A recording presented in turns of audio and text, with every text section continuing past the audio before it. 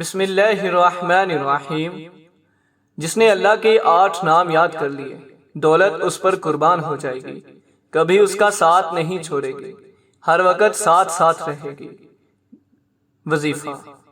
ناظرین، اللہ پاک کے وہ 8 اسم مبارک یہ ہیں: یا اللہ، یا فتاح، یا خالق، یا قابض، یا مالک، یا باسط، یا رزاق، یا علیم۔